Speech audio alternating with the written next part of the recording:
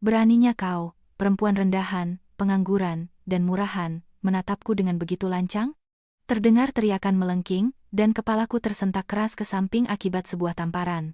Calon ibu mertuaku, setelah melemparkan amplop berisi uang ke wajahku, berteriak, hanya anak seorang pemilik warung kelontong, tapi berani-beraninya mempermalukan putraku yang bekerja di perusahaan multinasional ternama. Segera lakukan aborsi dan enyah dari sini. Sambil menyeka bibirku yang pecah, secara naluriah aku menekan kedua tanganku ke perut, melindungi anakku.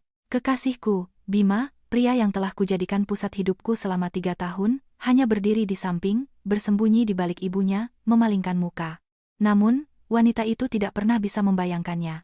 Dia bahkan tidak pernah menduga bahwa ayahku, pria yang begitu direndahkannya, adalah pemilik absolut dari salah satu dari 10 grup konglomerat terbesar di Indonesia, seorang pria yang menentukan separuh pendapatan perusahaan suaminya.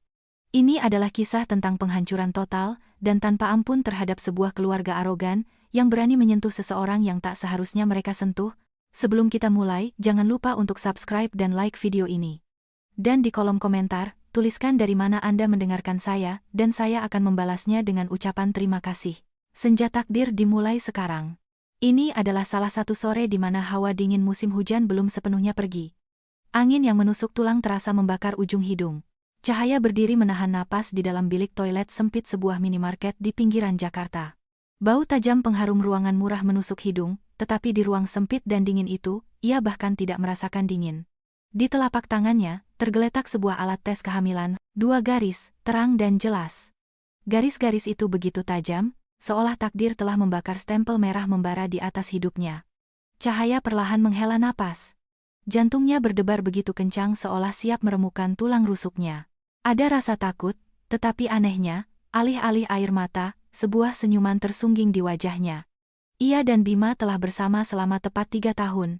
Bertemu secara tidak sengaja di acara reuni kampus, mereka secara alami menjadi sepasang kekasih dan selama ini saling mencintai dengan tulus.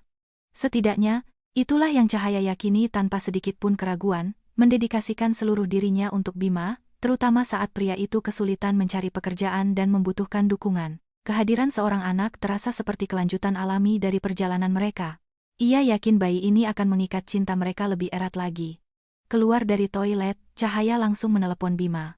Meskipun angin berhembus dingin, tangan yang memegang ponsel terasa hangat. Bima, aku di sini, tidak jauh dari Jalan Sudirman.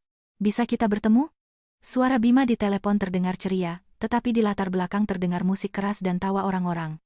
Ya, Cahaya. Ada apa? Suaramu terdengar aneh. Nanti aku ceritakan saat bertemu. Malam itu, mereka duduk berhadapan di kafe favorit mereka di kawasan SCBD. Bima, yang mengenakan jas mahal dari merek desainer ternama yang baru dibelinya, menyambut Cahaya dengan senyum cerah.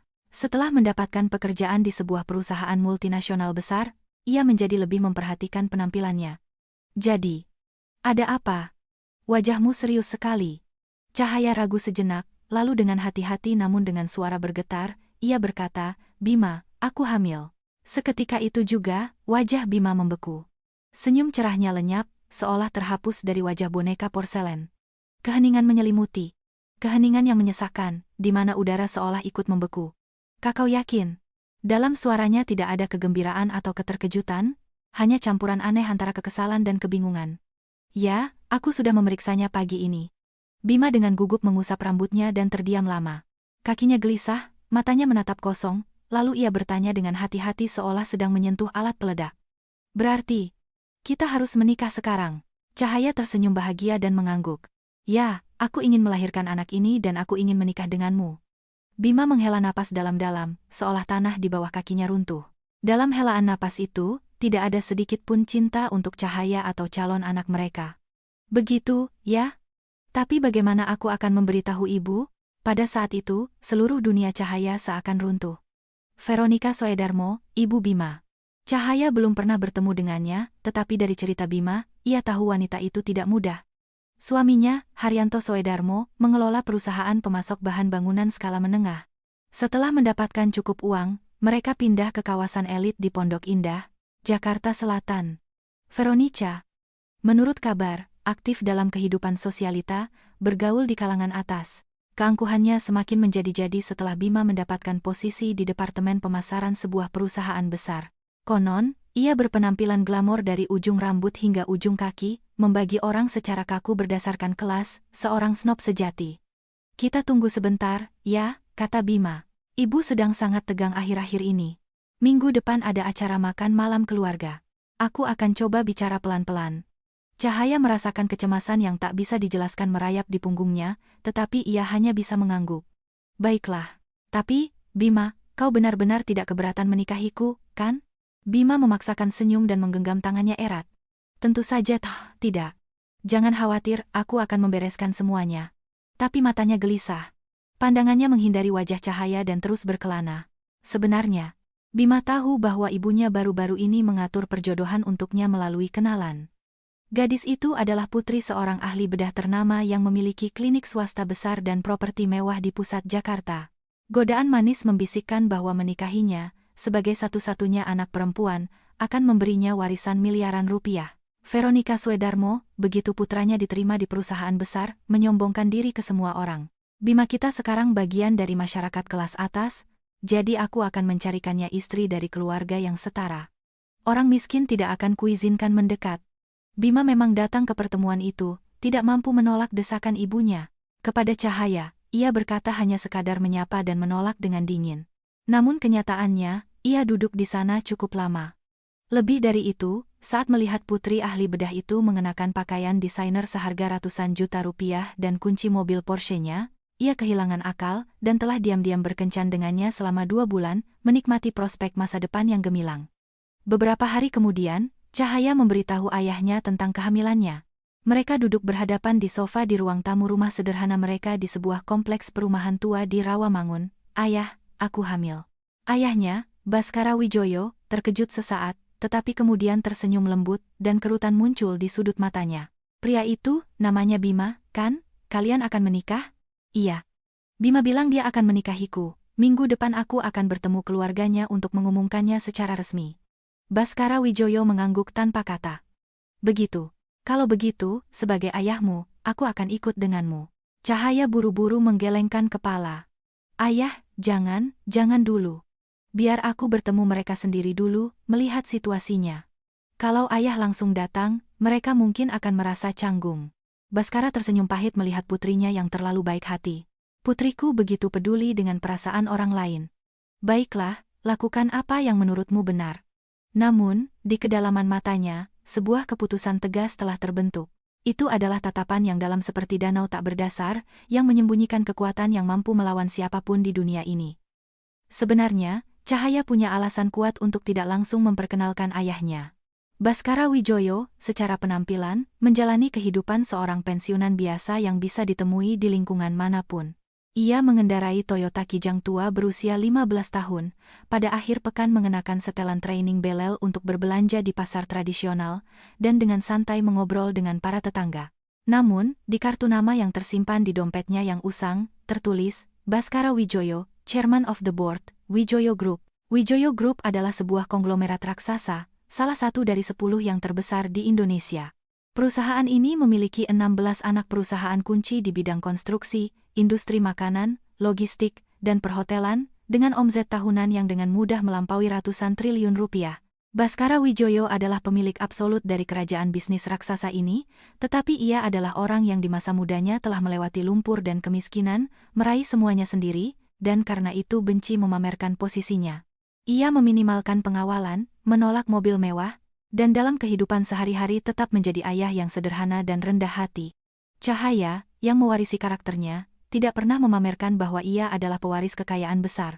Ia kuliah di universitas negeri dengan beasiswa, dan setelah lulus, tanpa menggunakan modal keluarga, ia memutuskan untuk membuka kafenya sendiri, mengurus izin dan mencari pemasok.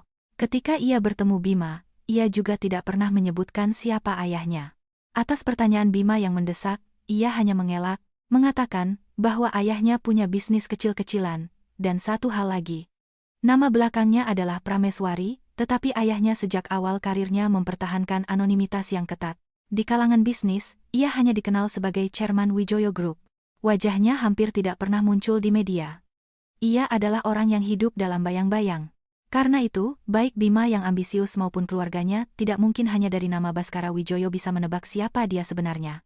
Saat itu, Cahaya sedang mempersiapkan pembukaan kafenya di sebuah gang kecil di pusat Jakarta. Ia sendiri yang berdebat dengan kontraktor yang tidak jujur, secara pribadi mendatangi pemasok kopi, membandingkan sampel dengan cermat, dan ratusan kali menguji resep untuk menunya. Ia tidak pernah sekalipun memanfaatkan posisinya sebagai putri Chairman Wijoyo Group. Ia ingin meraih segalanya dengan usahanya sendiri. Awalnya, Bima menyukai Cahaya yang seperti itu. Ia memujinya karena tidak sombong, pekerja keras, dan punya semangat hidup. Tetapi setelah ia merasakan pesona pergaulan dengan anak-anak orang kaya sejati dalam wujud putri sang ahli bedah dan ibunya, Veronica Swedarmo, memandang Cahaya dengan mata angkuhnya, Cahaya menjadi sekadar pengangguran menyedihkan yang mencoba membuka warung kopi. Akhirnya, hari makan malam keluarga yang menentukan tiba. Cahaya, setelah membongkar seluruh lemari, mengenakan gaun krem sederhana dan, sambil menatap cermin, puluhan kali menarik napas dalam-dalam. Semuanya akan baik-baik saja. Ketulusan selalu menang. Ia mengulanginya dalam hati seperti mantra. Namun, Bima sepanjang perjalanan di mobil tampak tegang dan gelisah. Ia menggigiti kukunya, dan tanpa henti memperingatkannya. Cahaya, hari ini cukup sapa saja dan jangan katakan apapun tentang kehamilan. Aku sendiri yang akan memilih momen yang tepat untuk memberitahukannya nanti. Mengerti? Tolong jangan bertindak bodoh. Cahaya, menahan rasa sakit hati, mengangguk, tetapi di dalam hatinya, ia sudah mengambil keputusan tegas. Aku tidak bisa menyembunyikan kehidupan yang sudah ada, aku harus mengatakan semuanya hari ini, tentang kehamilan dan pernikahan. Aku akan menghadapinya secara langsung. Mobil berhenti di depan sebuah restoran fine dining Nusantara yang mewah di jantung kota Jakarta, di mana makan malam untuk satu orang harganya jutaan rupiah. Dengan jantung berdebar, Cahaya mengikuti Bima, yang menyerahkan kunci mobil kepada petugas valet, menuju sebuah ruang pribadi yang didekorasi dengan mewah. Dan di sanalah ia pertama kali bertemu Veronica Swedarmo. Veronica, mengenakan blazer merek terkenal dengan logo besar, duduk dengan angkuh di kepala meja. Melihat Cahaya masuk, ia menilainya dari ujung kepala hingga ujung kaki seolah sedang menilai barang, dan dengan dingin berkata, "Jadi ini kau, gadis yang mengejar-ngejar Bima kami? Selamat malam, Tante. Senang bertemu dengan Anda. Nama saya Cahaya Prameswari." Cahaya membungkuk rendah, tetapi wajah Veronica tetap dingin seperti beton. Ia bahkan tidak membalas sapaannya. Duduk di sebelahnya, adik Bima, Saskia, dengan kaki disilangkan, menatap Cahaya dengan pandangan merendahkan yang sama. "Kak Bima, dia kerja apa? Dilihat dari pakaiannya, sepertinya bukan dari kalangan kita." Saskia secara terang-terangan menghinanya, dan Bima buru-buru turun tangan, membela diri. Dia sedang mempersiapkan pembukaan kafenya." Saat itu, tatapan Veronica menjadi sangat dingin. "Kafe? Luar biasa. Berarti dia pengangguran, tidak menghasilkan sepeser pun." "Saya sedang melakukan riset pasar dan persiapan yang matang." Veronica mendengus terang-terangan.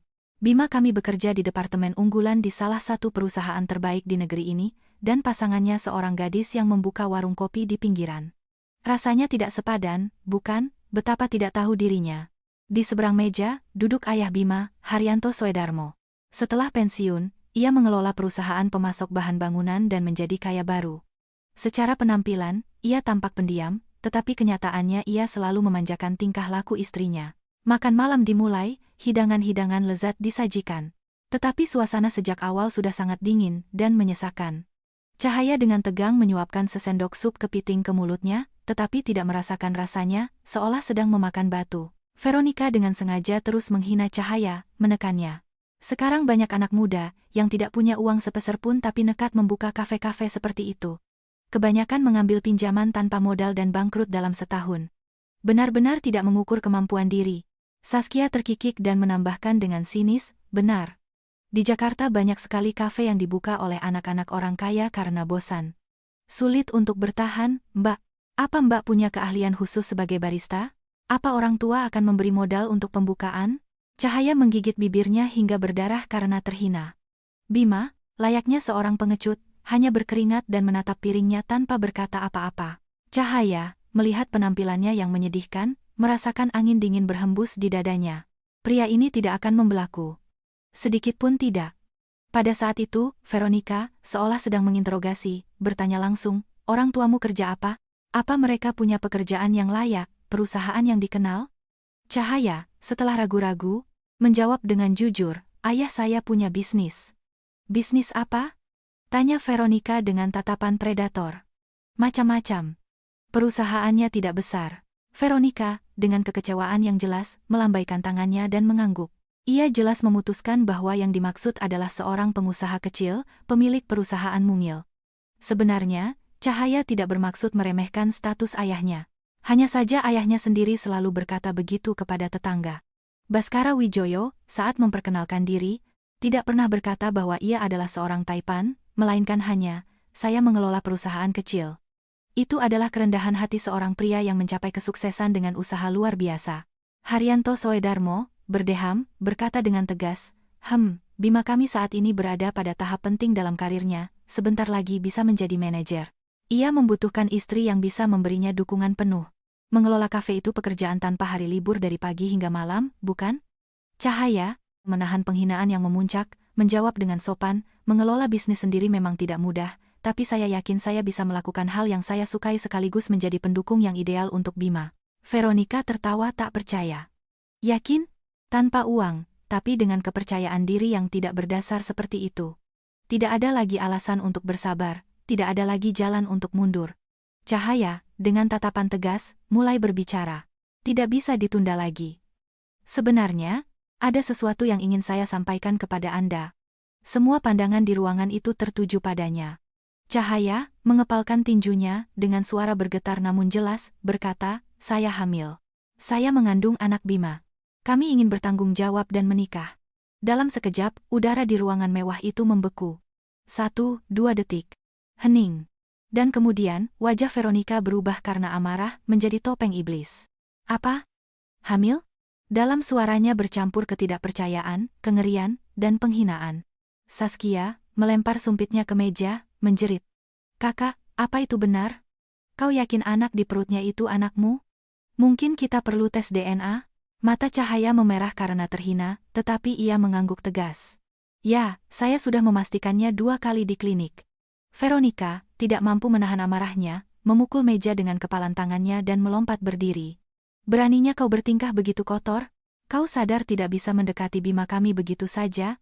Jadi kau memutuskan untuk menjebaknya lewat ranjang, memerasnya dengan kehamilan, ya? Cahaya, terkejut oleh kata-kata mengerikan itu, menggelengkan kepala. Tidak, pemerasan apa? Kami sudah pacaran selama 3 tahun. Kami tulus saling mencintai. Mencintai? Jangan membuatku tertawa. Seorang pengangguran miskin mencium bau uang keluarga kami dan sengaja hamil untuk mengikat putraku. Para pelayan dan tamu dari ruangan lain yang lewat di koridor mulai berbisik dan menoleh. Cahaya merasa panas karena malu, tetapi ia berusaha menjaga ketenangannya sampai akhir. Kami tulus ingin menikah dan bertanggung jawab. Veronica tertawa sarkastis. Bertanggung jawab? Bagaimana kau akan bertanggung jawab? Kau mau membuka kafemu dengan uang pinjaman. Kau itu hanya seorang pengangguran. Saskia menambahkan dengan sinis, benar, Mbak. Anda tidak punya uang, tapi mau kakak saya menafkahi Anda dan anak itu dengan gajinya di perusahaan. Sadar diri, dong. Cahaya menggigit bibirnya hingga berdarah. Ia menatap Bima dengan memohon, tetapi Bima, dengan wajah pucat, hanya duduk menunduk dan diam. Air mata penghinaan dan pengkhianatan mulai berkilau di mata Cahaya. Dia bahkan tidak berpikir untuk membelaku. Pria yang kuberikan 3 tahun hidupku ternyata hanya ilusi. Pada saat itu, Cahaya mengerti segalanya. Veronica, dengan tangan bersedekap, menatap Cahaya dengan pandangan merendahkan dan terus menceramahinya. Kau tahu betapa sibuknya aku sekarang? Begitu Bima kami diterima di perusahaan prestisius itu, antrian calon menantu dari kalangan atas sudah berbaris. Putri seorang ahli bedah dengan properti di pusat kota, putri seorang partner firma hukum besar. Semua ingin menjadi menantuku. Hati Cahaya kembali hancur. Putri seorang ahli bedah. Perilaku aneh Bima belakangan ini akhirnya menjadi satu kesatuan puzzle. Bimaku itu elit. Jadi aku sendiri yang akan memilihkan calon istri yang pantas untuknya. Dan sudah pasti tidak akan kuberikan pada perempuan miskin pengangguran yang mau membuka warung kopi di pinggiran. Saskia, sambil menyeringai, menambahkan, Mbak, sejujurnya, ayah Anda itu bisnisnya apa sih? Pemilik warung kelontong kecil, ya? Seperti kata pepatah, yang sejenis akan berkumpul dengan yang sejenis. Cahaya tidak menjawab. Ia ingin berteriak bahwa ayahnya adalah Chairman Wijoyo Group, salah satu korporasi paling berpengaruh di Indonesia, tetapi ia menahan diri. Ia merasa jijik bahkan hanya untuk menyebut nama besar ayahnya di hadapan orang-orang rendahan ini. Saat ini, bukan itu yang penting. Veronica, dengan mata berapi-api, melancarkan pukulan terakhir yang kejam. Dengarkan aku baik-baik. Aku tidak akan pernah menerima orang sepertimu sebagai menantu. Besok pergi ke rumah sakit, gugurkan janin itu, dan enyahlah diam-diam agar tidak ada yang tahu. Cahaya, menyeka air mata dengan punggung tangannya, menjawab dengan tegas, saya tidak butuh izin Anda. Saya akan tetap melahirkan anak ini. Tatapan Veronica menjadi sedingin es dan penuh kebencian. Oh ya, coba saja. Kalau begitu bersiaplah. Aku akan membuatmu dan keluargamu hancur lebur. Aku akan membuat kalian menjadi gelandangan. Makan malam di restoran mewah itu berakhir seperti neraka. Cahaya keluar dari restoran dengan perasaan hancur. Ia meraih lengan Bima, yang sudah mencoba lari ke mobil, dan untuk terakhir kalinya bertanya, Bima, bagaimana menurutmu? Ini yang kau sebut aku akan bicara? Bima, sambil melihat sekeliling, setelah terdiam lama, berbisik dengan pengecut, Cahaya, tolong, tunggu sebentar. Ibu hanya sedang marah. Biarkan dia tenang dulu, diam saja beberapa hari. Cahaya tertawa seperti orang gila karena absurditas situasi itu. Berapa lama aku harus menunggu? Sementara dia melontarkan kutukan, menuntutku membunuh anakku, dan kau hanya diam, berapa lama? Bima, dengan bibir terkatup, tidak bisa menjawab. Cahaya menatap wajahnya yang menyedihkan dengan jijik, lalu dengan kasar menarik tangannya dan berbalik. Aku mengerti. Aku tidak butuh pengecut sepertimu. Aku bisa sendiri, melahirkan dan membesarkannya. Maka, Cahaya ditinggalkan sendirian di jalanan malam yang dingin. Ia memanggil taksi dan pulang. Di dalam mobil, ia tidak bisa menahan air mata kekecewaan dan pengkhianatan. Melihat lampu-lampu neon Jakarta yang terang, yang melayang acuh tak acuh di luar jendela, Cahaya dengan lembut mengelus perutnya yang masih rata. Tidak apa-apa, sayang. Di dunia yang kotor ini, ibu, apapun risikonya, akan melindungimu. Sesampainya di rumah, Cahaya membuka pintu depan yang gelap, ambruk ke lantai karena kelelahan. Untuk waktu yang lama ia duduk meringkuk di lantai keramik yang dingin dan menangis seperti binatang yang terluka. Takut membangunkan ayahnya, ia tidak bersuara, hanya membekap mulutnya dengan tangan dan menangis tanpa suara. Itulah saat di mana ia sepenuhnya menyadari bahwa ia, dalam keadaan hamil, harus sendirian menanggung beban penghinaan yang mengerikan ini, dan bertahan hidup di dunia yang kejam ini. Tiba-tiba, dari kamar tidur terdengar langkah kaki tergesa-gesa. Cahaya, kenapa pulang selarut ini, Cahaya?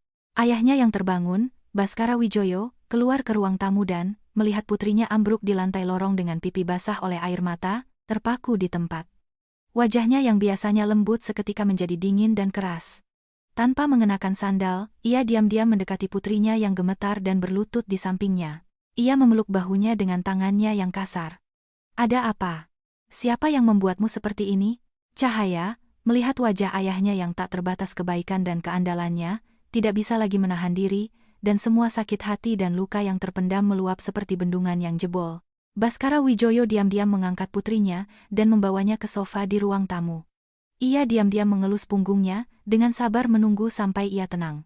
Setelah waktu yang lama, ketika isak tangisnya mereda, Cahaya dengan suara terputus-putus mulai berbicara.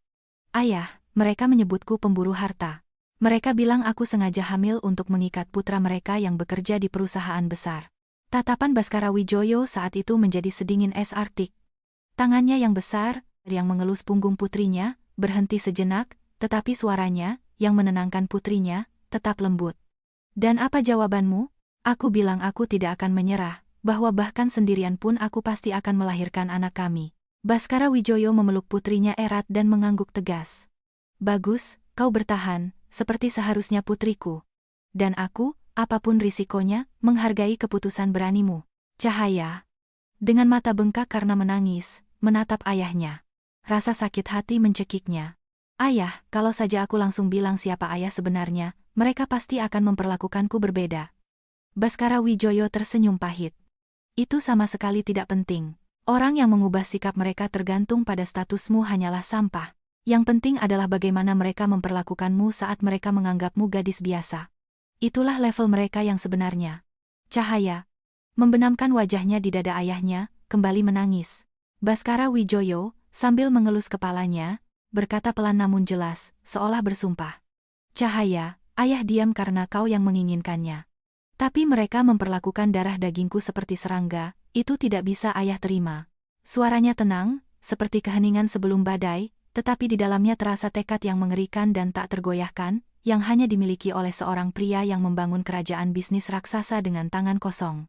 Setelah Cahaya, yang kelelahan, masuk ke kamarnya dan tertidur, Baskara Wijoyo masih duduk tak bergerak di sofa di ruang tamu yang gelap. Di bawah cahaya remang-remang, wajahnya benar-benar berubah. Ayah yang baik dan sederhana itu telah tiada. Di tempatnya, muncul wajah dingin dan tanpa ampun dari seorang penguasa absolut, yang di puncak dunia keuangan tanpa ampun menghancurkan musuh-musuhnya. Baskara Wijoyo dengan langkah berat masuk ke ruang kerjanya dan menyalakan komputer dengan tingkat keamanan korporat tertinggi. Di kolom pencarian, ia mengetikkan dua nama. Haryanto Soedarmo, PT Bangun Jaya Persada. Begitu ia menekan enter, di layar muncul semua informasi rahasia tentang keluarga Soedarmo dan perusahaan mereka. Bangun Jaya Persada, yang dikelola oleh Haryanto, adalah sebuah perusahaan pemasok bahan bangunan. Sepintas, itu adalah perusahaan menengah yang cukup baik dengan omzet tahunan sekitar 700 miliar rupiah. Dan kemudian, pandangan Baskara Wijoyo, yang menyapu layar, terpaku pada satu angka yang sangat penting. Klien utama, Wijoyo Konstruksi 28%. Wijoyo Logistik 19%. Wijoyo Retail 11%. Baskara Wijoyo sejenak memejamkan mata, lalu perlahan membukanya. Bibirnya perlahan, hampir mekanis, terkatup menjadi garis lurus.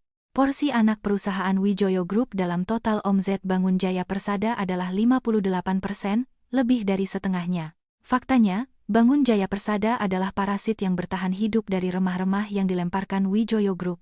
Mengetahui bahwa mereka secara praktis bekerja secara monopoli dengan Wijoyo Group, mereka berani memandang rendah calon menantu yang datang, menyebutnya pemburu harta dan serangga.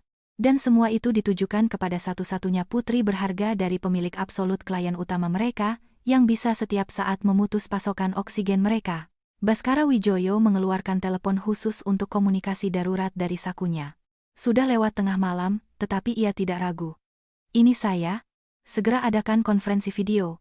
Besok pagi-pagi sekali ada hal mendesak yang perlu dibahas. Ya. Sambungkan saya langsung dengan Kepala Divisi Pengadaan Wijoyo Konstruksi. Selesai dengan panggilan pertama, Baskara Wijoyo tanpa menunda menelepon nomor lain. Di ujung sana, langsung dijawab. Itu adalah Direktur Utama Wijoyo Logistik. Ini Chairman. Kalau kau tidur, segera bangun. Pagi ini sebelum jam kerja, siapkan laporan rahasia tentang status kontrak dengan para pemasok, termasuk Bangun Jaya Persada. Kumpulkan semuanya sampai lembar terakhir. Dan akhirnya, panggilan terakhir yang penuh amarah dingin. Kepala Departemen Hukum. Ini saya. Siapkan prosedur pemutusan kontrak sepihak dengan Bangun Jaya Persada dan semua kontraktor terkait, termasuk perlindungan dari sanksi denda. Alasan pemutusan yang akan menghancurkan mereka menjadi debu akan saya jelaskan besok pagi secara pribadi. Suaranya tetap tenang dan rendah. Ia tidak pernah menaikkan nadanya. Tetapi di dalamnya terasa bobot yang mengerikan, yang hanya dimiliki oleh seseorang yang selama 20 tahun memimpin korporasi raksasanya melalui pertempuran berdarah, menghancurkan pesaing yang tak terhitung jumlahnya. Baskara Wijoyo mematikan komputer dan diam-diam mendekati pintu kamar Cahaya. Dari balik pintu terdengar napas teratur. Ia rupanya tertidur, lelah karena menangis. Baskara Wijoyo meletakkan tangannya yang kasar di pintu yang tertutup dan pelan, seolah bersumpah, berbisik, "Jangan khawatir, putriku. Ayah akan menghancurkan bajingan-bajingan itu menjadi debu, tanpa meninggalkan jejak." 2 hari kemudian, Veronica Soedarmo, tanpa menyadari badai yang mendekat, menelepon Cahaya sendiri. Suaranya dingin dan memerintah. "Cukup menunda-nunda waktu. Kita harus menyelesaikan semuanya sekali dan untuk selamanya. Jangan mengulur waktu, datanglah segera ke rumah kami. Kita bicara tatap muka." Hati Cahaya berdebar, tetapi ia tidak bisa menolak, menyadari bahwa ia harus sendiri yang mengakhiri kisah menyakitkan ini. Bima, dengan cemas, menawarkan untuk menemaninya, tetapi Veronica memotong di telepon. "Bima, kau tidak usah datang, tetap di rumah. Aku sendiri yang akan membereskan gadis keras kepala ini." Cahaya dengan berat hati pergi ke sana sendirian. Kompleks apartemen mewah di pusat Jakarta itu sejak dari pintu masuk sudah memancarkan aroma kekayaan. Naik di dalam lift marmer yang mewah, ia merasakan jantungnya berdebar kencang. Dengan tangan gemetar, ia menekan bel. Pintu dibuka oleh Veronica, yang berdiri dengan tangan bersedekap dalam pose menantang. Ia bilang mereka akan sendirian, tapi itu bohong. Di ruang tamu yang luas dan berperabotan mewah, sudah duduk Haryanto Soedarmo dan Saskia, siap seperti para inkuisitor untuk menjatuhkan hukuman. Cahaya memaksa diri untuk memberi salam, tetapi tidak ada dari mereka bertiga yang membalasnya. Duduk di sana, kata Veronica, menunjuk sebuah kursi tunggal dengan dagunya. Cahaya, menahan napas, duduk dengan hati-hati. Tanpa memberinya waktu untuk bernapas, Veronica langsung ke pokok permasalahan. Ia mengeluarkan sebuah amplop kuning dan selembar kertas dari laci dan melemparkannya ke depan Cahaya. Baca perjanjian ini. Syaratnya, besok kau pergi ke rumah sakit, lakukan aborsi, dan selamanya menghilang dari kehidupan Bima. Sebagai gantinya, di dalam amplop ini ada 500 juta rupiah sebagai kompensasi. Untuk pemilik warung kopi kecil, 500 juta itu kekayaan yang belum pernah kau pegang seumur hidupmu, kan? Cahaya menatap dokumen yang menghinakan itu, pucat pasi.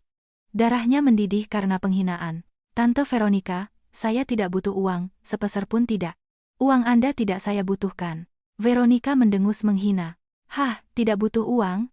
Lalu apa yang kau butuhkan? Status sebagai istri dari seorang pria sukses di perusahaan besar? Saya tulus mencintai Bima tanpa syarat apapun. Apapun risikonya, saya ingin melahirkan anak ini. Saskia, yang sedang bermain dengan ponselnya, mendengus meremehkan. Mbak, sadar dong. Apa Anda benar-benar berpikir perempuan miskin yang membuka kafe bisa menikah dengan pria sukses seperti kakak saya? Apa Anda tidak malu? Haryanto Soedarmo, berdeham, berkata dengan nada menasihati, Nona, saya katakan sebagai orang yang lebih tua, terus terang saja, putra kami Bima memiliki masa depan yang cerah. Sebentar lagi dia akan menikah dengan gadis dari keluarga yang sangat baik, dan Anda sekarang mencoba memerasnya dengan kehamilan, bergantung padanya. Itu tidak manusiawi. Cahaya menahan air mata kekecewaan, menjawab dengan suara bergetar, saya akan bekerja keras di bidang saya. Saya akan membuka kafe tanpa pinjaman, dengan usaha saya sendiri, dan membuatnya sukses. Saya tidak berniat bergantung pada siapapun. Veronica, tak percaya dengan apa yang didengarnya, memukul meja dengan telapak tangannya. Beraninya kau membantahku? Pemilik kafe, bahkan jika sukses, apa hebatnya? Di Jakarta, kafe seperti itu ada di setiap sudut, dan dengan itu kau mau membandingkan diri dengan Bima kami? Tak tahan lagi, Cahaya juga melompat berdiri. Memangnya kenapa kalau saya pemilik kafe? Apakah saya tidak boleh dianggap sebagai manusia? Di mana aturannya profesi menentukan martabat seseorang? Kenapa Anda bisa menghina saya seperti ini? Wajah Veronica berubah karena amarah. Fakta bahwa seorang perempuan miskin berani meninggikan suara padanya membuatnya lepas kendali. Apa? Gila kau? Beraninya kau, perempuan kurang ajar, menatap mataku dan membantahku? Pada saat itu, kehilangan semua kendali, Veronica melompat, mengayunkan tangannya, dan dengan sekuat tenaga menampar pipi kiri Cahaya. Plak! Suara tamparan yang tajam seperti letusan, dan kepala Cahaya terkulai tak berdaya ke samping. Ia terhuyung-huyung karena pukulan itu. Cahaya menekan tangannya ke pipinya yang terasa terbakar, membeku di tempat. Telinganya berdengung, dan sejenak pandangannya kabur. Ia merasakan rasa darah di mulutnya. Veronica, seperti orang kesetanan, berteriak. Beraninya kau, jalang tak tahu asal-usul, memeras putraku dan berani melawanku, pemilik warung kopi kumuh. Cahaya, dengan suara bergetar, sambil menyeka darah dari bibirnya, berbisik, saya tidak mencoba menjebak putra Anda demi uang. Diam, pemeras menjijikan. Saskia menambahkan dengan jahat, iya, Mama benar. Semua orang tahu kau mencium bau uang keluarga kami dan sengaja hamil. Cahaya menangis putus asa dan menggelengkan kepala. Veronica kembali melemparkan perjanjian itu ke wajahnya. Cukup bicaranya, tanda tangani. Kalau tidak, kau tidak akan keluar dari sini hidup-hidup. Cahaya, melihat dokumen yang tergeletak di lantai, gemetar karena takut dan terhina, tetapi menatap Veronica dengan mata merah, ia menggelengkan kepala dengan tegas. Mati pun tidak akan saya tanda tangani, saya akan melindungi anak ini dengan nyawa saya. Dasar kau jalang keras kepala, teriak Veronica dan kembali mengayunkan tangannya. Kali ini, Cahaya, untuk melindungi diri, secara naluriah menutupi perutnya dengan tangan dan mundur. Melihat gerakan putus asa melindungi anak itu, Veronica semakin marah, mengejek naluri keibuannya. Barulah Haryanto Soedarmo, menyadari keseriusan situasi, berdiri dan mencoba menghentikan istrinya. Sayang, tenanglah. Kalau kau memukul wanita hamil dan dia masuk rumah sakit, apa kata orang? Akan jadi skandal besar. Veronica dengan kasar mendorong suaminya. Jangan ikut campur. Dia mencoba menghancurkan hidup putra kita yang berharga. Aku sudah tidak peduli lagi. Cahaya tidak bisa lagi berada di tempat yang menjijikkan dan seperti neraka ini. Ia mengambil tasnya dan, terhuyung-huyung, berjalan menuju pintu keluar. Veronica meneriakkan kutukan di punggungnya. Mau kemana? Kalau kau pergi tanpa menandatangani, salahkan dirimu sendiri. Bagus, ini yang kau mau. Kalau begitu bersiaplah, aku akan menyewa preman dan mereka akan menghancurkan kafemu yang menyedihkan itu bahkan sebelum buka. Cahaya, tidak menghiraukan kutukan itu, tanpa menoleh, membuka pintu dengan keras dan keluar. Di dalam lift, ia melihat bayangannya yang menyedihkan di cermin dingin. Rambut acak-acakan, di pipi kirinya ada bekas merah 5 jari yang jelas, mata bengkak karena menangis. Di bibirnya yang pecah, darah telah mengering. Cahaya dengan tangan gemetar mengelus perutnya dan berbisik, "Maafkan ibu, sayang, maafkan ibu. Tapi ibu pasti akan melindungimu." Dalam perjalanan pulang di sebuah gang gelap, Cahaya, seperti memegang sedotan terakhir, menelepon Bima. Setelah nada sambung yang panjang, ia akhirnya menjawab dengan suara kesal. "Ya, Cahaya, ada apa? Kan sudah kubilang aku sibuk." "Bima, ibumu baru saja memukulku." Di telepon sejenak hening sedingin es. "Apa? Ibuku memukulmu?" "Ya." Dia melemparkan perjanjian aborsi ke wajahku, dan saat aku menolak menandatanganinya, dia menamparku. Bibirku pecah. Bima sejenak bingung, lalu, sambil menghela napas berat, mulai membela diri. "Ibuku." Mungkin sedang menopause. Emosinya tidak terkontrol. Jadi dia lepas kendali. "Maaf, ya. Tapi mungkin kau juga memprovokasinya," berdebat dengannya. Cahaya, sambil memegang telepon, tertawa dengan tawa hampa tanpa nyawa. "Aku dipukuli, dan kau bilang maaf? Dan mungkin kau sendiri yang salah? Hanya itu yang bisa kau lakukan?" "Cahaya, aku juga serba salah. Tolong, sabar sedikit lagi. Nanti, kalau semua sudah tenang, aku akan bicara dengan ibu." "Berapa lama aku harus sabar? Saat aku dipukuli, dituntut untuk membunuh anakku? Berapa lama?" Atas teriakan putus asa Cahaya, Bima tidak bisa menjawab. Cahaya tanpa penyesalan menutup telepon. Sekarang ia benar-benar mengerti bahwa tidak ada yang bisa diharapkan dari pria ini maupun keluarganya yang mengerikan. Malam itu, Baskara Wijoyo pulang larut dari kantor, melihat bekas tamparan keunguan di pipi putrinya yang sedang duduk termenung di depan cermin. Cahaya, melihat ayahnya, buru-buru mencoba menutupinya dengan alas bedak, tetapi sudah terlambat. Bekas bengkak dan bibir yang pecah terlalu jelas terlihat. Baskara Wijoyo merasakan pukulan di hatinya. Dengan wajah beku mendekati putrinya, dengan hati-hati memegang dagunya dan memeriksa lukanya. "Cahaya, siapa yang berani melakukan ini pada putriku?" "Ayah, aku jatuh." "Tidak apa-apa." Sudut mata Baskara Wijoyo berkedut. "Aku bertanya sekali lagi. Siapa yang memukulmu?" Untuk kedua kalinya, suaranya menjadi lebih rendah dan dingin, seperti lantai di ruang bawah tanah. Dari atmosfer yang membekukan itu, Cahaya tidak bisa lagi menyembunyikan kebenaran. Ia menangis terseduh-seduh dan menceritakan semuanya. "Ibu Bima. Dia memberiku uang, menuntutku putus dan melakukan aborsi. Dan saat aku menolak, dia memukulku." Tatapan Baskara Wijoyo pada saat itu berubah selamanya. Seumur hidupnya, Cahaya belum pernah melihat tatapan iblis yang begitu mengerikan di wajah ayahnya yang baik. Itu adalah kemarahan seorang penguasa absolut yang tersembunyi selama puluhan tahun. Tatapan dingin, keras, dan tanpa ampun dari seorang pemburu yang siap menghancurkan sampai akhir mereka yang telah menghinanya. Baskara Wijoyo tidak berkata apa-apa lagi. Ia hanya menahan amarah, menepuk pundak putrinya yang menangis, dan, berbalik, masuk ke ruang kerjanya. Pintu kayu yang berat tertutup dengan bunyi klik. Sendirian, Baskara Wijoyo mengambil telepon korporat terenkripsi dari meja. Itulah saat di mana hukuman mati dijatuhkan. Keesokan paginya pukul 8.00, di kantor chairman yang biasanya sepi di lantai 26 markas besar Wijoyo Group, lampu menyala. Staf sekretariat merasakan aura yang membekukan, bahkan takut untuk bernapas saat berlari di koridor. Baskara Wijoyo segera memanggil kepala divisi pengadaan dan kepala departemen hukum ke ruangannya. Kedua pria itu, kurang tidur dan pucat, berdiri di hadapan chairman dengan wajah tegang. "Anda kenal Haryanto Swedarmo, Direktur PT Bangun Jaya Persada?" Kepala divisi pengadaan yang mulai botak, menelan ludah, menjawab dengan suara bergetar, "Ya, Bapak Chairman." "Direktur Swedarmo. Perusahaannya adalah pemasok hampir monopoli untuk material di unit-unit kunci kami, Wijoyo Konstruksi, Wijoyo Logistik, dan Wijoyo Retail. Perusahaan yang cukup besar. Kami sudah bekerja sama dengan mereka selama 7 tahun. Baskara Wijoyo tanpa ragu mengangguk dingin. Mulai hari ini, tepat pukul 9.00 pagi, segera hentikan perpanjangan kontrak dengan Bangun Jaya Persada.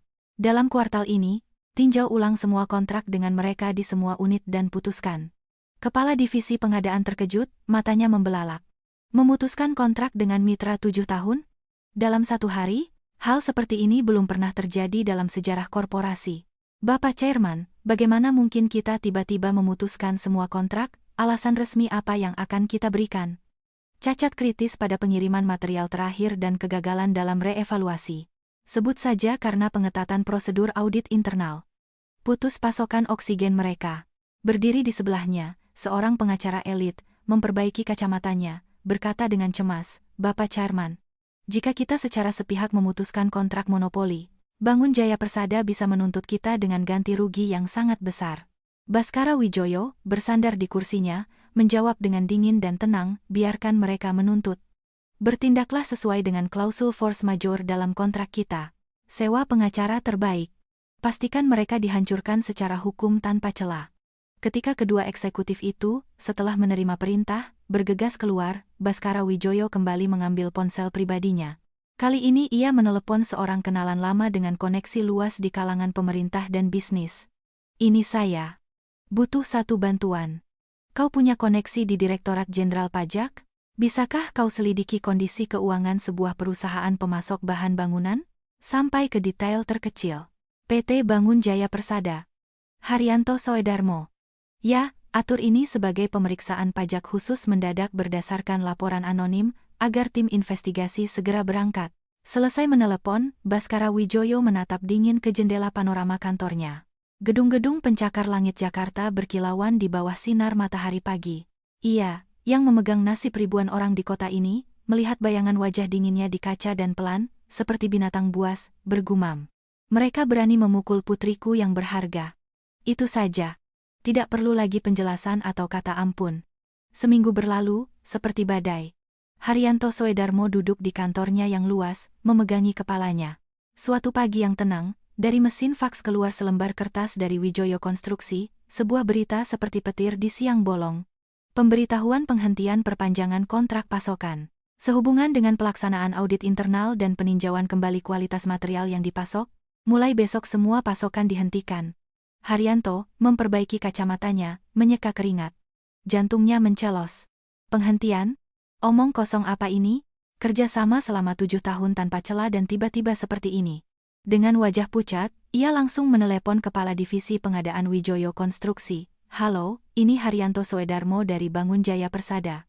Apa maksud pemberitahuan pagi ini tentang penghentian kontrak? Narasumber di seberang menjawab dengan suara dingin mekanis. Kami sangat menyesal, tapi ini adalah perintah langsung dari kantor chairman. Rinciannya tidak kami ketahui. Dalam waktu dekat, truk-truk Anda tidak akan diizinkan masuk ke area kami. Haryanto dengan putus asa menutup telepon, menyeka keringat yang mengalir deras di dahinya dengan sapu tangan.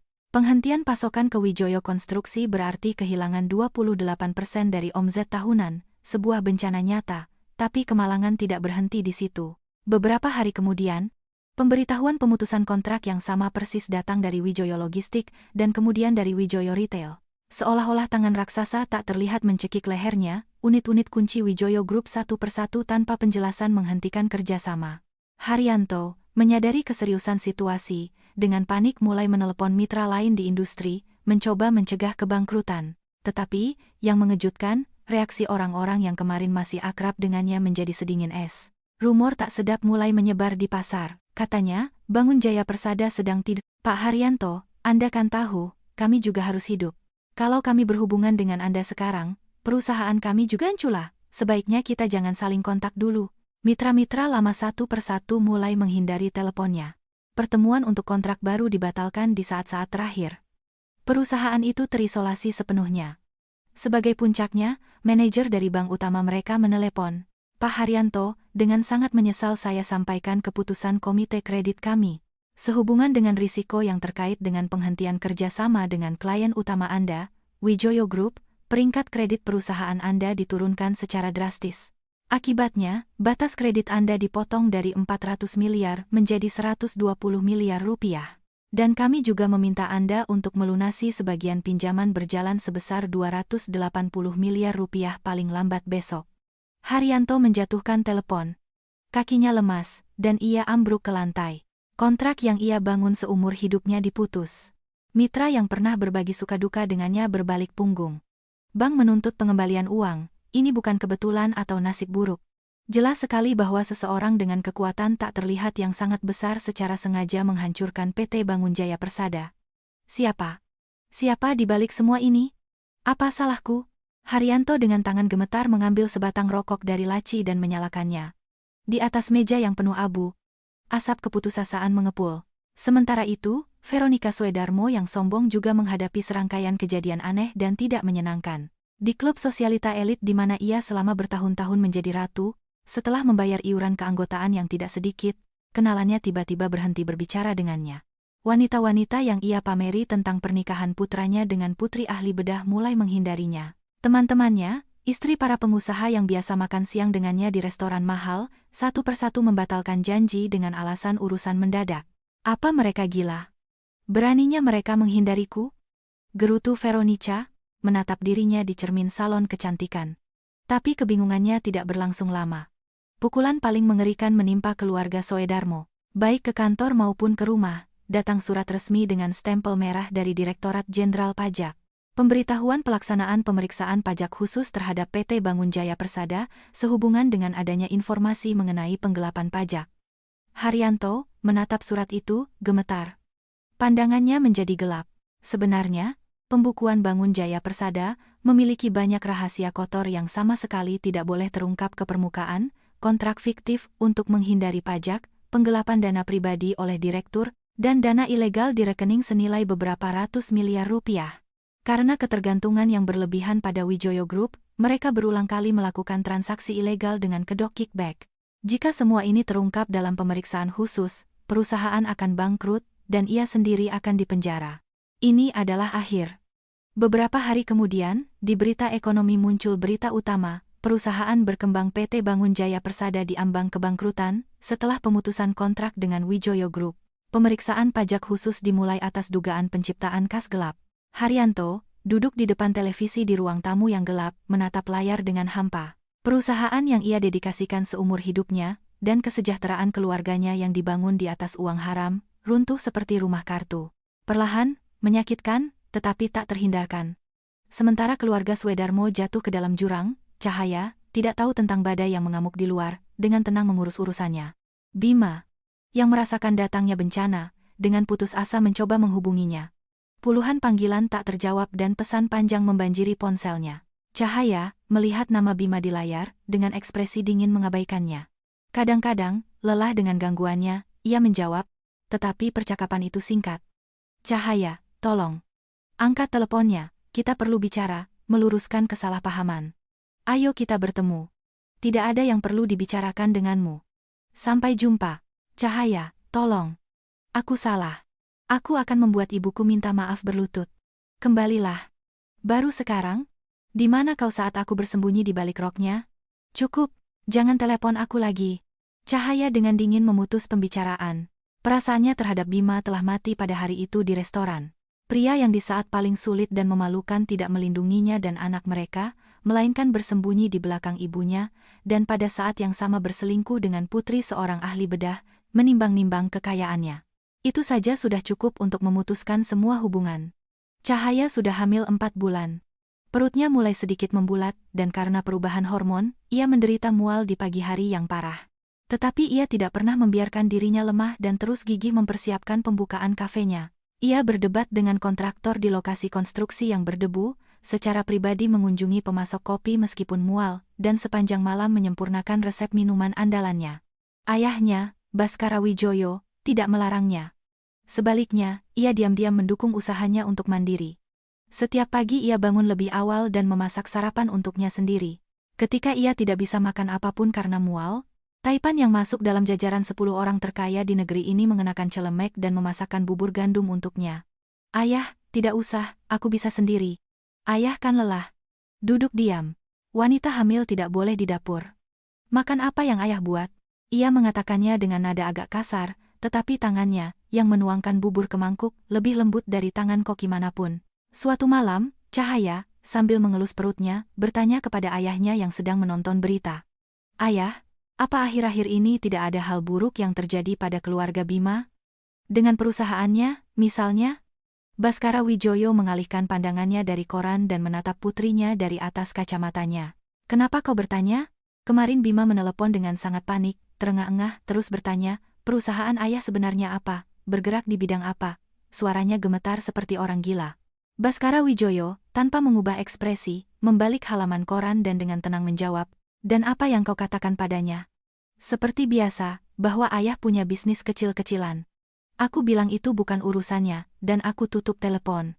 Baskara Wijoyo mengangguk puas. Kau melakukan hal yang benar. Mereka tidak pantas mendapatkan jawaban. Cahaya menatap ayahnya dengan curiga. Ayah, jujur saja. Ayah melakukan sesuatu, ya? Baskara Wijoyo menurunkan korannya dan, menatap putri kesayangannya, tersenyum lembut. Hah, apa yang bisa dilakukan ayahmu, pemilik perusahaan kecil ini? Hanya saja, mereka yang membuat orang lain menangis darah akan mendapatkan ganjarannya. Itulah hukum kehidupan. Cahaya tidak bertanya lagi. Ia tidak tahu semua detailnya, tetapi samar-samar ia menduga betapa besar kekuatan yang dimiliki ayahnya, dan hal-hal mengerikan apa yang sekarang terjadi pada keluarga Bima. Tetapi ia tidak ingin menikmati kejatuhan mereka. Ia ingin fokus pada calon anaknya dan mimpinya, dan membersihkan sampah adalah pekerjaan ayahnya. Ia akhirnya memutuskan nama untuk kafenya. Setelah lama mempertimbangkan nama-nama asing yang trendy, ia memilih yang paling sederhana dan tulus, Cafe Cahaya. Hanya namanya di papan nama, tanpa bersembunyi di balik kebohongan, tanpa memamerkan asal-usulnya, hanya menjadi dirinya sendiri, tegar dan jujur di hadapan semua prasangka. Itu adalah pernyataan beraninya kepada dunia. Pada hari renovasi selesai, Cahaya berdiri sendirian di ruangan kosong yang belum berperabotan. Dengan tangan gemetar, ia menyalakan lampu. Ruang gelap itu dibanjiri cahaya oranye yang hangat, dan mimpinya, yang menjadi kenyataan, ternyata lebih nyaman dari yang ia bayangkan. Cahaya, terharu, mengelus perutnya yang membuncit dan pelan, seolah bersumpah, berbisik, sayang, jangan khawatir, kita berdua akan hidup lebih baik dari siapapun di sini, untuk membungkam mereka semua. Sebulan lagi berlalu, dan bencana nyata menimpa keluarga Bima. Akhirnya, hasil resmi pemeriksaan pajak khusus dipublikasikan. Dipastikan bahwa PT Bangun Jaya Persada bersalah atas penggelapan pajak dalam jumlah yang sangat besar. Terbukti bahwa selama 5 tahun terakhir, perusahaan dengan kontrak fiktif telah menyembunyikan keuntungan sebesar 900 miliar rupiah, dan juga ditemukan jejak pengalihan dana ke kantong pribadi Direktur Haryanto Soedarmo segera ditangkap. PT Bangun Jaya Persada dinyatakan bangkrut. Apartemen mewah mereka di pusat Jakarta, yang begitu dibanggakan Veronica, dilelang untuk melunasi utang. Semua aset mereka disita, dan keluarga Soedarmo hanya ditinggali utang yang sangat besar. Veronica, yang dulu dari ujung kepala hingga ujung kaki berbalut merek-merek ternama, kini gemetar ketakutan setiap kali penagih utang mengetuk pintu. Tas dan jam tangan desainernya dijual dengan harga murah untuk membeli makanan. Ia tidak bisa lagi muncul di kalangan sosialita. Mereka terpaksa, seperti buronan, pindah dari apartemen mewah mereka ke sebuah apartemen sewaan kecil di pinggiran kota, di sebuah bangunan tua yang berjamur dan tanpa sinar matahari. Saskia, setelah perusahaan bangkrut, mencoba mencari pekerjaan biasa, tetapi lamarannya ditolak pada tahap pertama. Semua orang tahu tentang masa lalu kriminal keluarganya. Dan akhirnya, pembalasan menimpa Bima yang paling pengecut. Ia dipanggil oleh atasannya dan dengan dingin diberitahu, Bima, hari ini di koran tertulis tentang penipuan dan penangkapan ayahmu. Untuk perusahaan seperti kami, dengan reputasi yang sempurna, mempekerjakan putra seorang kriminal di departemen kunci adalah risiko reputasi yang besar, kemasi barang-barangmu dan tulis surat pengunduran diri. Bima, yang status elitnya di perusahaan besar adalah segalanya baginya, diam-diam menandatangani surat itu dan dipecat. Malam itu, sendirian, mabuk di bar murah, tiba-tiba, seperti kilat, ia menyadari gambaran keseluruhannya. Pemutusan kontrak serentak dari semua unit Wijoyo Group, pemeriksaan pajak yang ditargetkan, penolakan semua mitra, dan penarikan kredit oleh bank. Kemungkinan semua ini secara kebetulan menimpa satu perusahaan menengah sama dengan nol. Jelas sekali bahwa seseorang dengan kekuasaan absolut telah menekan sebuah tombol. Dan, di pusat semua mimpi buruk ini adalah wanita yang ia tinggalkan. Cahaya. Bima dengan tangan gemetar menelepon teman kuliahnya yang bekerja di bidang keuangan. Bro, tolong. Kau kenal pengusaha bernama Baskara Wijoyo? Temannya di seberang telepon terdiam sejenak, lalu berteriak, kau gila? Kau cari mati? Musuh Baskara Wijoyo? Kenapa? Seberapa serius dia? Cahaya bilang ayahnya punya bisnis kecil-kecilan. Bisnis kecil-kecilan? Bagimu perusahaan dengan omzet ratusan triliun rupiah itu bisnis kecil-kecilan? Baskara Wijoyo itu Chairman Wijoyo Group, salah satu taipan paling berpengaruh di Indonesia. Kau mau mati, ya? Pada saat itu, Bima menjatuhkan gelas minumannya. Gelas itu pecah berkeping-keping di lantai dengan suara nyaring. Apa? Wijoyo Group? Iya, bodoh. Chairman Wijoyo Group itu Baskara Wijoyo. Jadi kau pacaran dengan putri satu-satunya? Kau itu dapat jackpot. Bima, pucat seperti hantu, menutup telepon. Darahnya membeku di pembuluh darahnya saat semua potongan puzzle mengerikan ini menyatu. Bulu kuduknya merinding. Wijoyo Group. Ayah Cahaya, yang ia anggap miskin dan pengangguran, adalah seorang penguasa sejati, termasuk dalam 0,1% elit Indonesia. Dan Wijoyo Group adalah klien kunci yang menjadi penentu hidup dan mati perusahaan ayahnya. Bima dengan ngeri, dengan tangan gemetar menelepon ibunya. Bu, semuanya sudah berakhir. Aku baru tahu. Ayah Cahaya bukan pemilik warung. Dia, Chairman Wijoyo Group. Di seberang telepon terdengar suara benda jatuh yang tumpul. Itu Veronica yang syok dan menjatuhkan teleponnya. Setelah waktu yang lama, suara serak bergetar berbisik. Apa? Apa katamu, Bima? Chairman Wijoyo Group? Iya, Bu. Perusahaan yang sama, yang menjadi sumber 58% pendapatan perusahaan kita. Kita menyentuh putri satu-satunya yang berharga. Veronica tidak bisa bernapas. Sekarang, otaknya yang tertutup oleh keangkuhan akhirnya mengerti mengapa semua kemalangan ini menimpa mereka.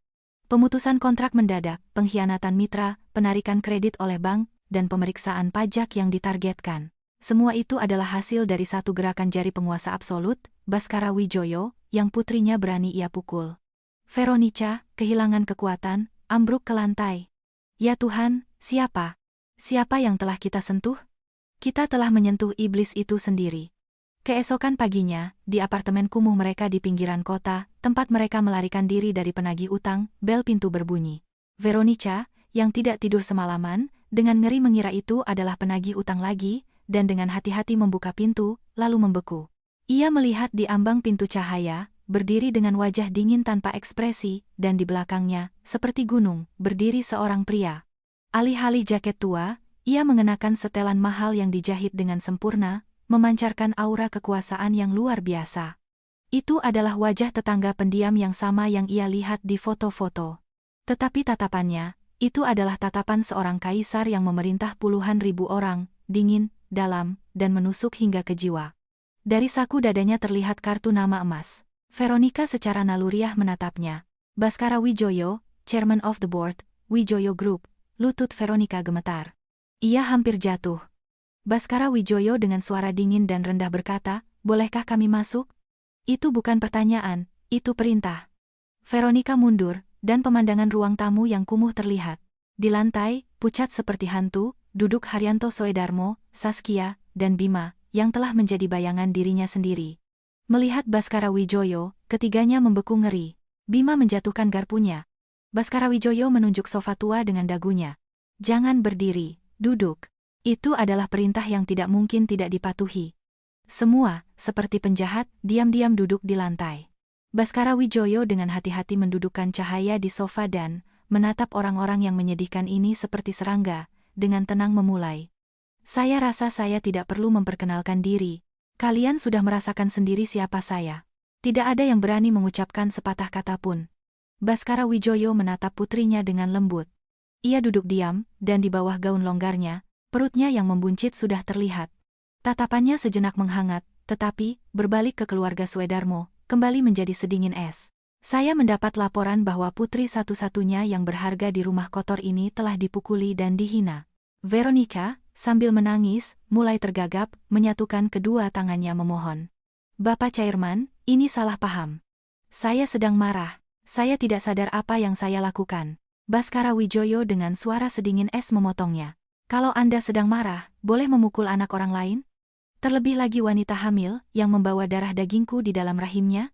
Veronica, gemetar, tidak bisa menjawab apa-apa dan menyembunyikan wajahnya di lantai. Baskara Wijoyo mengeluarkan sebuah map tebal dari tas kerjanya dan melemparkannya ke meja. Anda tahu apa ini? Haryanto dengan tangan gemetar mengambil dokumen itu. Melihat stempel merah di halaman pertama, ia membiru. Ini adalah laporan akhir pemeriksaan pajak perusahaan Anda. 900 miliar pendapatan yang disembunyikan, 320 miliar dialihkan ke kantong pribadi. Semua bukti ini sudah diserahkan kepada pengacara saya untuk proses pidana. Haryanto terengah-engah seperti ikan yang terlempar ke darat. Baskara Wijoyo tanpa sedikit pun simpati melanjutkan, jangan salah paham. Saya tidak mengarang kejahatan untuk balas dendam. Saya hanya membantu hukum melakukan apa yang seharusnya dilakukannya. Saya hanya membantu menemukan bukti tak terbantahkan dari perbuatan kotor kalian. Veronica, ngeri dengan prospek kehancuran total, jatuh berlutut dan meratap. Bapak Chairman, kami telah melakukan dosa besar. Ampuni kami. Kami telah kehilangan segalanya. Kami sekarang gelandangan. Tolong, maafkan kami. Baskara Wijoyo menatapnya dengan jijik. Nyonya, ketika Anda memukul putri saya dan melemparkan dokumen padanya, apa yang Anda teriakkan? Bahwa dia miskin dan tidak punya asal-usul? Veronica, gemetar, tergagap. Saya sedang tidak waras. Anda bilang dia pengangguran, yang mencoba membuka kafe murahan.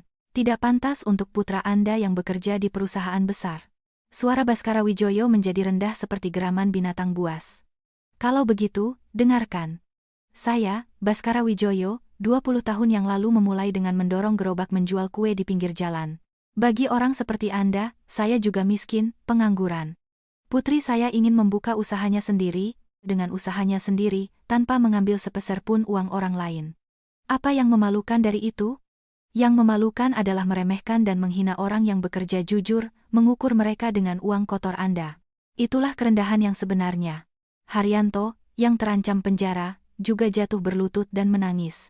Bapak Chairman, kami buta. Jika saya masuk penjara, keluarga kami akan hancur. Ampuni kami. Baskara Wijoyo menggelengkan kepala dengan tegas. Jangan merendahkan diri. Putri saya adalah hal yang paling berharga dalam hidup saya. Ketika kalian memukul dan menghinanya, kalian seharusnya siap bahwa keluarga kalian akan dihancurkan. Saskia, yang bersembunyi di sudut, merangkak mendekat dan, sambil menangis, mencengkeram celananya. Bapak Chairman, saya tidak tahu apa-apa. Saya hanya melakukan apa yang dikatakan ibu. Baskara Wijoyo menatapnya dengan dingin. Tidak tahu apa-apa?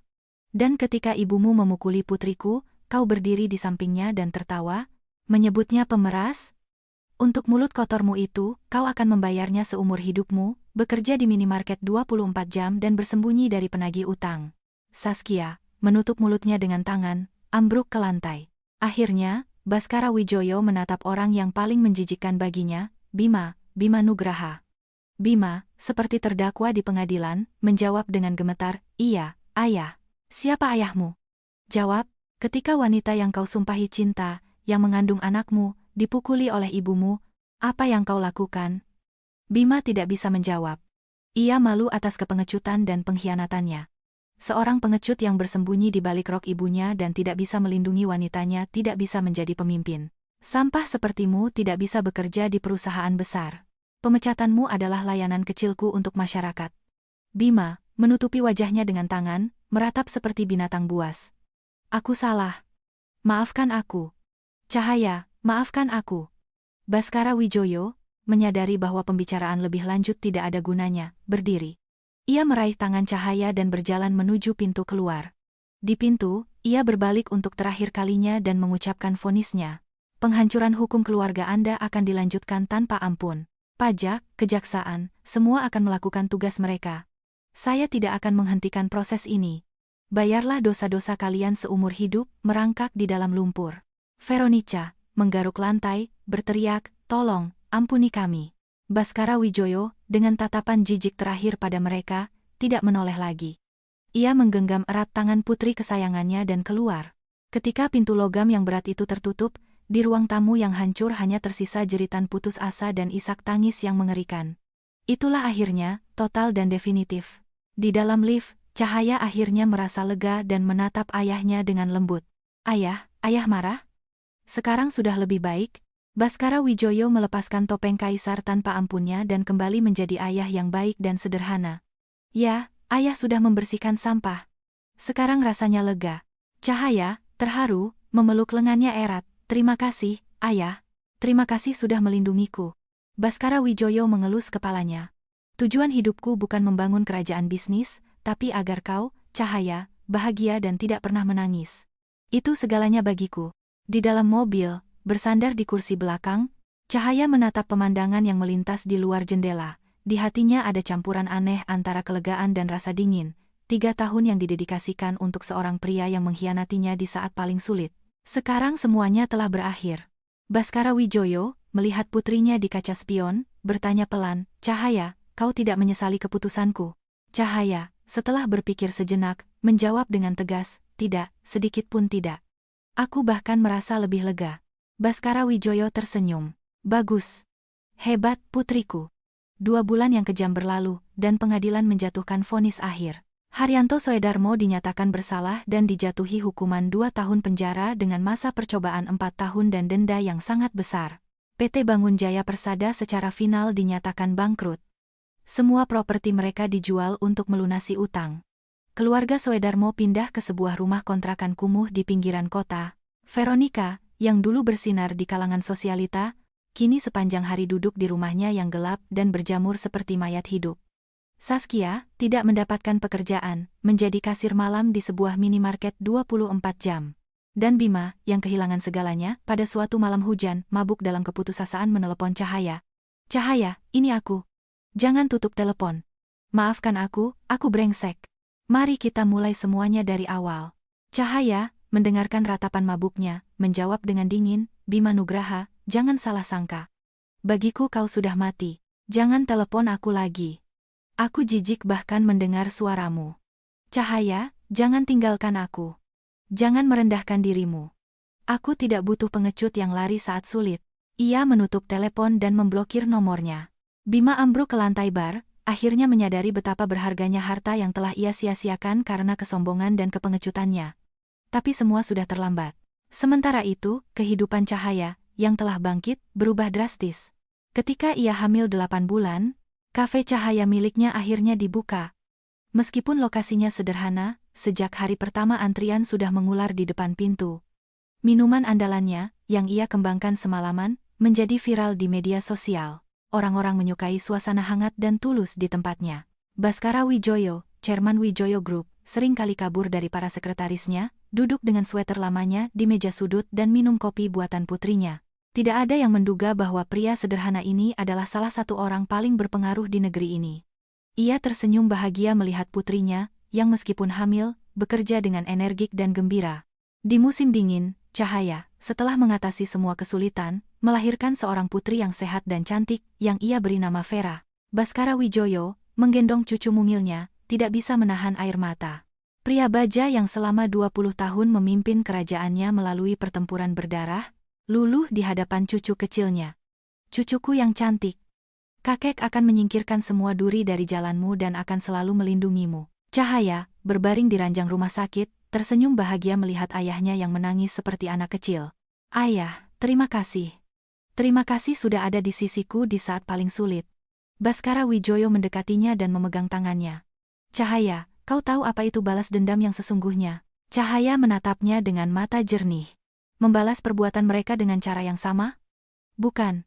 Menghancurkan musuh itu hanya bersih-bersih. Balas dendam yang sesungguhnya adalah ketika mereka merangkak di lumpur, dan kau, tanpa menoleh ke masa lalu, menjadi lebih kuat, lebih baik, dan lebih bahagia. Seperti yang telah kau lakukan, Cahaya mengangguk setuju. Ya, ayah, aku juga berpikir begitu.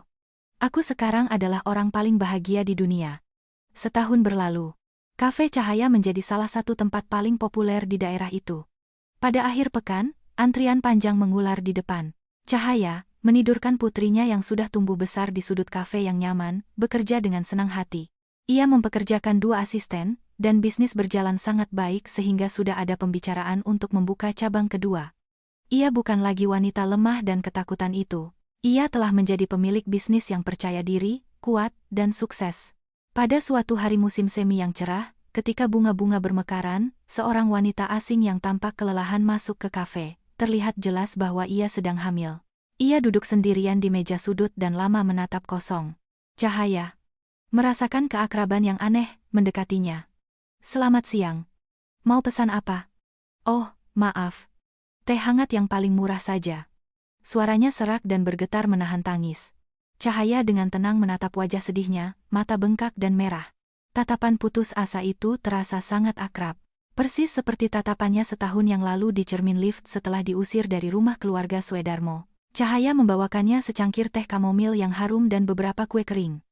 Ini dari kami. Sepertinya hari Anda berat. Wanita itu, terkejut oleh kebaikan seperti itu, mengangkat matanya dan menangis terseduh-seduh. Cahaya, tanpa beranjak, memberinya tisu dan duduk di seberangnya. Jika Anda perlu bicara, saya akan mendengarkan. Wanita itu, sambil menangis, menceritakan kisahnya. Ia diusir dari rumah oleh orang tua pacarnya, dan pacarnya sendiri, seperti pengecut, bersembunyi di belakang ibunya. Ia ditinggalkan sendirian, hamil di jalanan, dan tidak tahu bagaimana harus melanjutkan hidup. Itu seperti melihat cermin masa lalunya. Cahaya, alih-alih mengasihani atau menceramahi, berkata pelan, "Saya pernah mengalami hal yang persis sama." Wanita itu menatapnya dengan heran. "Benarkah?" "Ya. Saya ditinggalkan oleh pacar saya saat hamil, dan ibunya memukul dan mengusir saya. Tapi saya tidak menyerah. Saya membangun kafe ini sendirian. Dan di sana, di bawah sinar matahari, putri saya sedang tidur." Cahaya dengan senyum menunjuk bayi yang tertidur di kereta dorong. "Dan, Anda bisa sendirian?"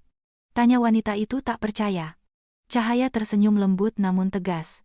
"Saya tidak sendirian. Saya punya ayah yang percaya pada saya. Saya punya anak yang harus saya lindungi. Dan yang paling penting, saya punya diri saya sendiri, yang tidak hancur." Wanita itu terdiam lama. Di matanya yang putus asa, secercah harapan menyala. "Anda tidak takut?" "Tentu saja takut. Dan sekarang pun kadang-kadang masih. Tapi itulah keberanian yang sesungguhnya, melakukan sesuatu meskipun takut. Anda juga bisa." Wanita itu mengangguk. Air mata kembali mengalir di pipinya, tetapi itu bukan lagi air mata keputusasaan. Ketika ia pergi, ia membungkuk. "Terima kasih. Anda sangat membantu saya. Saya tidak akan menyerah. Tetap semangat, semuanya pasti akan baik-baik saja." Senyum Cahaya mengantarnya. Ia berdiri lama di depan pintu. Di luar, matahari musim semi bersinar. Setahun yang lalu, pada waktu yang sama, ia gemetar ketakutan di toilet minimarket, menatap alat tes kehamilan. Dan sekarang ia berdiri di sini, di kafenya yang sukses, yang dicintai ratusan orang. Pada saat itu, pintu terbuka, dan Baskara Wijoyo masuk dengan jaket lamanya yang biasa, membawa sekantong stroberi dari pasar. Datang untuk menjenguk cucunya. "Ayah, kabur lagi dari kantor hanya untuk menemuiku?" tawa Cahaya. Baskara Wijoyo terkekeh, mendekati kereta dorong. Bayi itu terbangun dan, melihat kakek kesayangannya, tersenyum gembira. Mata Chairman Wijoyo Group yang maha kuasa kembali berkaca-kaca. "Dia selalu tersenyum seperti ini saat melihat, karena dia mirip ayah," kata Cahaya, meletakkan secangkir kopi ternak di hadapan ayahnya. Baskara Wijoyo, sambil menyeruput kopi, menatap keluar jendela. "Cahaya, kau bahagia?" Cahaya tanpa ragu sedikit pun menjawab, "Ya, sangat bahagia, lebih dari siapapun di dunia ini." Baskara Wijoyo mengangguk lega. "Baguslah." Dalam dua kalimat singkat itu, terkandung segalanya. Rasa sakit yang telah dilewati, air mata yang tumpah, ketabahan, dan akhirnya, kemenangan yang pantas didapatkan. Di luar jendela, angin musim semi yang hangat menerbangkan kelopak bunga. Cahaya menggendong putrinya yang terbangun. "Putriku sayang, jadilah sekuat ibu, agar tidak ada apapun di dunia ini yang bisa menghancurkanmu." Bayi itu, menatap ibunya, tersenyum seperti malaikat. Dan Cahaya tersenyum kembali, seperti seseorang yang telah menemukan seluruh dunianya. Sekarang ia tidak takut lagi. Ia punya ayah yang akan melindunginya dengan nyawanya. Ia punya putri yang telah ia lindungi. Dan yang paling penting, ia punya dirinya sendiri, tak terpatahkan seperti baja.